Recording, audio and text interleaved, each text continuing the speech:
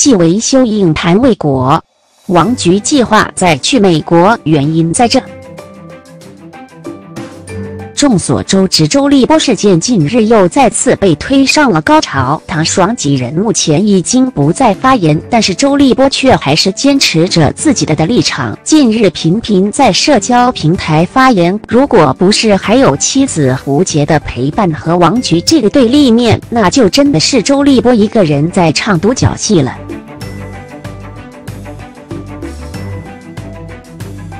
今日，周立波再次转载网友的文章，直指唐爽言语之间的漏洞，还把和唐爽之间发生的事比喻成是上海麻将，所言都是话中有话，一语双关。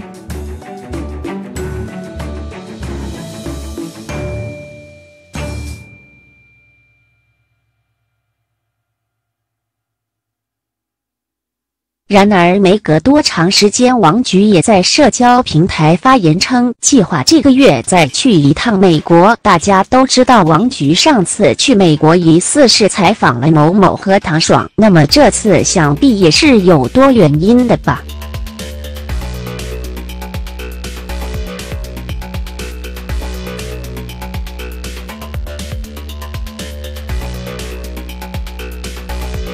昨天，王菊在周立波发言后不久就借用回复网友的质疑来间接说明一些事情。王菊先用一位很励志的人来衬托很多人的急功近利，随后不久就有网友质疑王菊，称急功近利的是王菊吧？硬盘修好了吗？修不好还怪粉丝急功近利。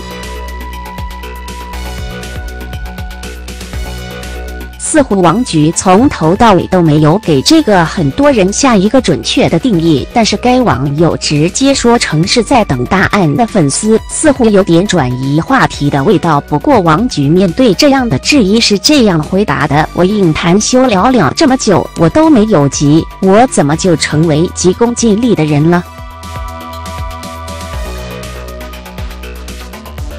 王菊这次提起硬盘，离上次说去深圳修硬盘已经有点时间了，而今天又说要再去一趟美国，这让很多网友都猜测这次去美国的真正原因是什么？采访还是？不过直到现在为止都还只是大家的猜测，事情发展到这个地步还是不能只看一面之词，何况线下发言的也只有这2个人，所以对待这件事情还是希望大家能够客观看待，慎重地给予评价。